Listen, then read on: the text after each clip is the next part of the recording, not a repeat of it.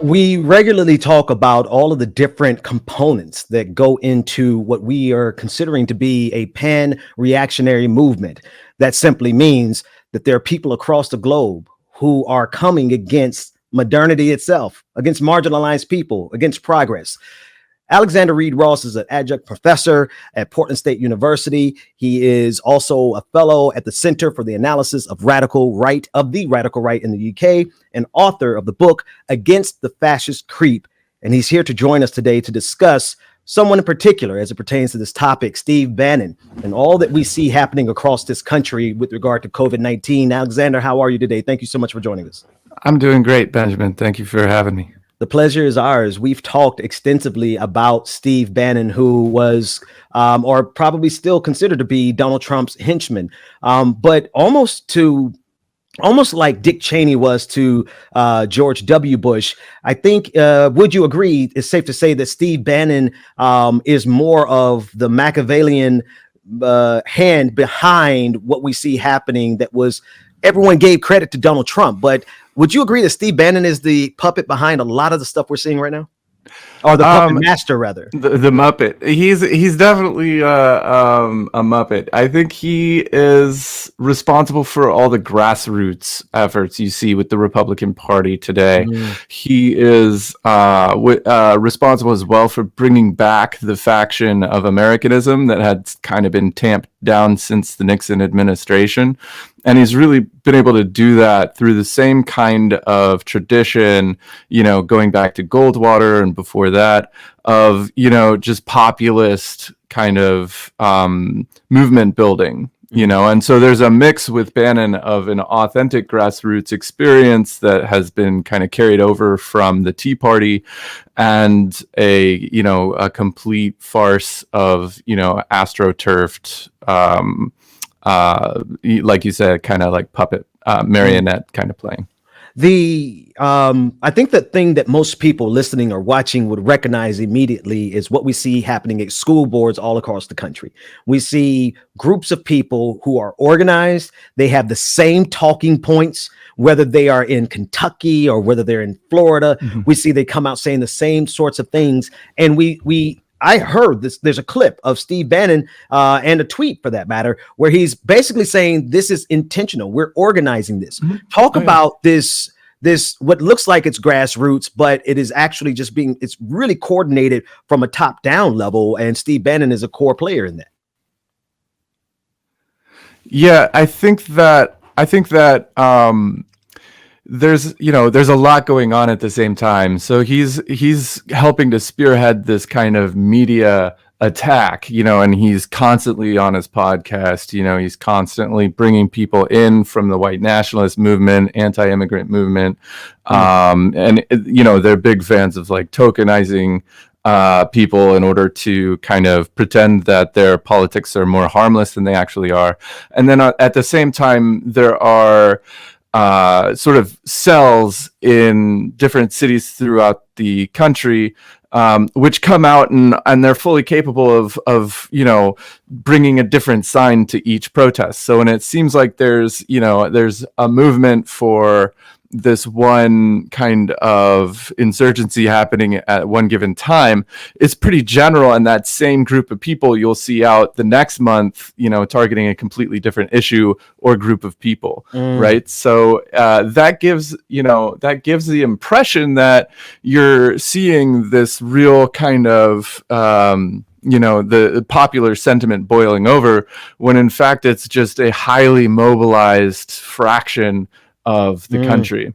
Right. The sensation that it's a huge movement. Why? Help us to understand why COVID-19, why the anti-mask movement, why the anti-vax, why is there that overlap with conservative ideologies, particularly as it pertains to the organizers, Steve Bannon and Trump? It's like there's a perfect marriage between conservatism and COVID-19. Why that intersection? Um, I mean, they used to call it the cordon sanitaire, right? The Mm, this line that you wouldn't break because otherwise, you know, it would be this kind of infection of global politics, and Bannon is definitely outside of that. I think that what he is doing and what the Republicans in general are doing right now, basically just fostering this kind of militant opposition to, you know, the really the federal government. It kind of harkens back to what conspiracy theorists have been doing on the far right for a long, long time, right? You have the same kind of theories that just sort of mutate and metamorphosize to incorporate new things going on. So there used to be this Agenda 21 that was the UN is going to depopulate the West by sending like Crips and Bloods house to house to disarm, you know, honest patriots and then send them to FEMA camps in order to build a kind of eco paradise in the US West, right? So this is like an old school conspiracy theorist from like the 90s that really merges a lot of different, you know, anxieties of the sort of white American who feels left behind or whatever trope. And today that's just sort of mutated to add, you know, the anti-vax stuff where, you know, the vaccines have microchips in them that are going to be sent through a kind of 5G transmitter into receptors in your brain, and that'll control you and keep you tame. And then, you know, I mean, that's the extreme version. And then the other side of that is this sort of libertarian, like, this is a beta test for total liberal totalitarian domination over everyday life. So that's kind of where it is. It's like in the far right of the conservative movement, which has, you know, there used to be a wall there, and that's just been completely breached. And now we have what we have. mm. Tell me about you gave it a specific name and I didn't catch it. What is the name of that wall that should not be breached, else we fall into the abyss of conspiracy theory? The cordon sanitaire. Yeah. Yeah, no, I'm fascinated by that concept. I heard another commentator say it like this: you can't peddle conspiracies because they get out of control.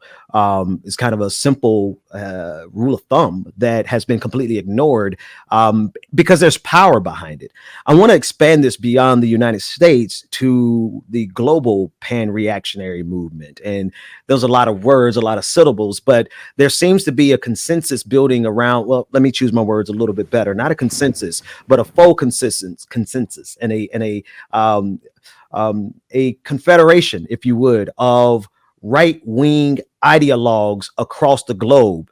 Regardless of what nation, we're finding those type of reactionaries who really want to push back against progress, progressing of rights for marginalized people.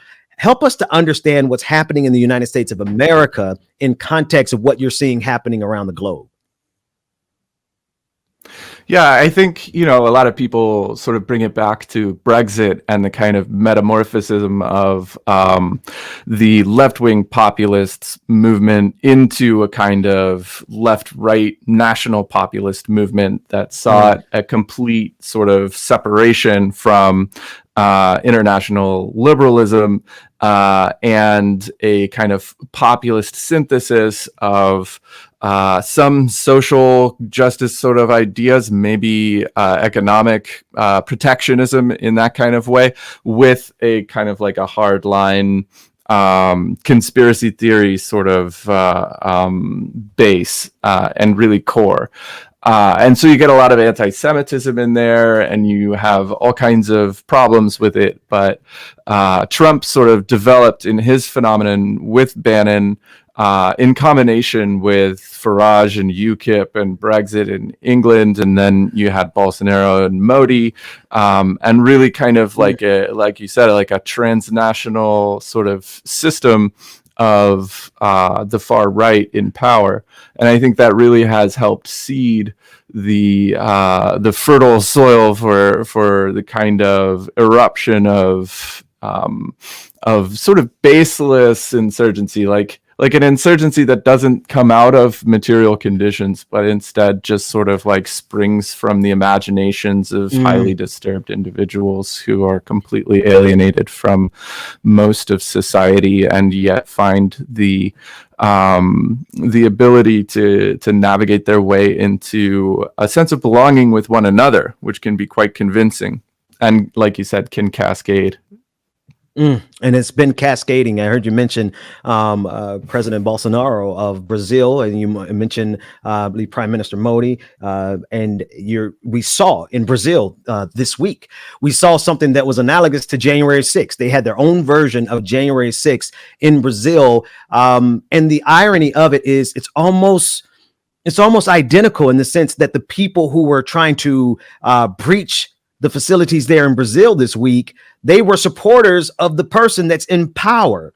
So help us to understand this fascinating part where the people who are pretending to be the most aggrieved are literally the people who have been the beneficiaries of this system the most, as evidenced by January 6th. The people marching up this or storming the gates of their empire. Well, that is their own empire. Help us understand why they are so aggrieved when they are in power. So I think I saw recently. I'm doing a lot of research into the history of post-war fascism, and there's one sentiment that was expressed by Giorgio Almirante from the Italian social movement, which was the Italian fascist movement after 1945, and his sentiment was that self-victimization is like a narrative strategy, but really what we need is like hardcore power politics, right? And that's part of it, right? It's that there's this theory in the far right that is called the state of exception, that you have to suspend all laws in order to retain power as the singular like sovereign, right? And so this is the idea of like an insurgency from the state or a revolution from the top down, right? These kinds of ideas that in order to maintain power, a dictator actually has to live in a system kind of constant revolution, but it's a revolution that destabilizes any ability for people to organically organize and substitutes the organic organization of the people with bureaucratic authoritarian assemblages directly tied to and controlled by the state, but that have the auspices of the sovereignty of the people. Like the Tea Party. Like right. That's what we're talking about, right? That's exactly what we're talking about. Yeah, no. I mean, I think people can most readily identify with that simulacrum, that astroturf, right? So what I'm hearing you say is, in order for dictators to maintain power, they have to constantly pretend as if there's chaos, but that chaos and those protests are always in favor of that quote unquote sovereign. And we see this play itself out all the time. Why then, if you know this, I know this, scholars know this, why don't our political leaders why do they not know this or ignore the reality? And I'm talking about Democrats in this case. Surely they see what's going on.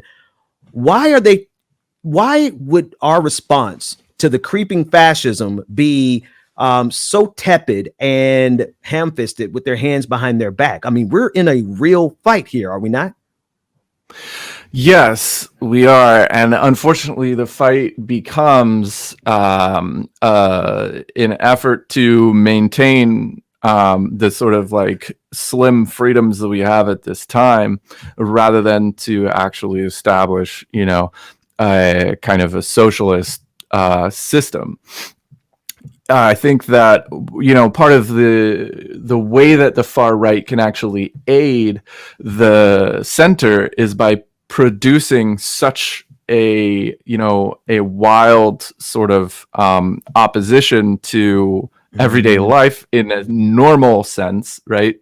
By disrupting a sense of normalcy, you do have like this collapse into a state of order, rather than people appealing for better systems, or supporting